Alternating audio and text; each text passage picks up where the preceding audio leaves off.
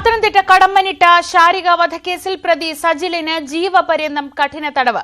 Pathanamthitta additional sessions കോടതിയാണ് ശിക്ഷ വിധിച്ചത്.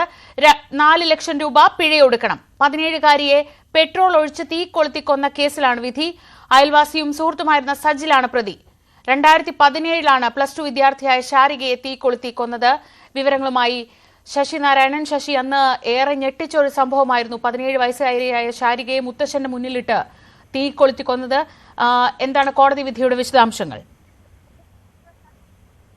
ശ്രീജ, പത്തനംതിട്ട ശാരിക വധക്കേസിൽ നിർണായകമായ വിധി വന്നിരിക്കുന്നു. ഒപ്പം പ്രതിക്ക് ശിക്ഷയും വിധിച്ചിരിക്കുന്നു.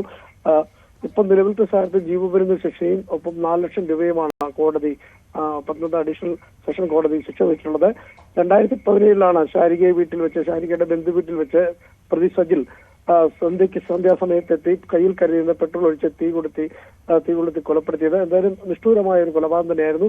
തുടർന്ന് 2017 ജൂലൈ 17 ഈ കേസിനാസ്പദമായ സംഭവം നടക്കുന്നത്. തുടർന്ന് ജൂലൈ 22 ശാരിക മരിക്കുന്നത്.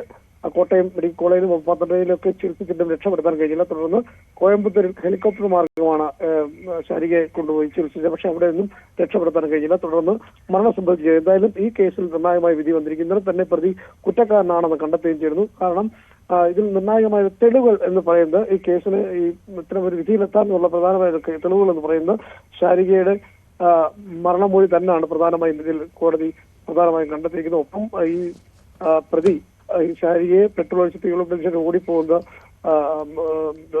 തെളിവുകളും ഇതെല്ലാം ബന്ധുക്കളുടെയും ഒപ്പം മുത്തശ്ശനടക്കമുള്ള ആളുകളുടെയും മൊഴികളൊക്കെ ഈ കേസിൽ നിർണായകമായി. അങ്ങനെയാണ് ഇപ്പോൾ ശിക്ഷ വിധിച്ചിരിക്കുന്നത്. ഇന്നലെ തന്നെ പ്രതി കുറ്റക്കാരനെ കണ്ടെത്തി. ഇന്നാണ് ശിക്ഷ വിധിച്ചിട്ടുള്ളത്. ജീവപര്യന്തം കഠിന തടവിനും ഒപ്പം 4 ലക്ഷം രൂപയും പിഴ നൽകണമെന്നും കോടതി ഉത്തരവിട്ടിരിക്കുന്നു. എന്തായാലും ഈ വിധി ബന്ധുക്കളും പെൺകുട്ടിയുടെ ബന്ധുക്കൾക്കെല്ലാം വലിയ ആശ്വാസമായിട്ടുണ്ട്. എന്തായാലും ഈ കേസുമായി ബന്ധപ്പെട്ട് ഈ 8 വർഷത്തിന് ശേഷമുള്ള വിധി ബന്ധപ്പെട്ട വലിയ ആശ്വാസമാണെന്നാണ് ശാരികയുടെ ബന്ധുക്കളും പ്രോസിക്യൂഷനൊപ്പം സഹപ്രവർത്തകരും ഒക്കെ വ്യക്തമാക്കുന്നത്. ശരി, ശശി നാരായണനാണ് വിവരം നൽകിയത് പത്തനംതിട്ടയിൽ നിന്ന്.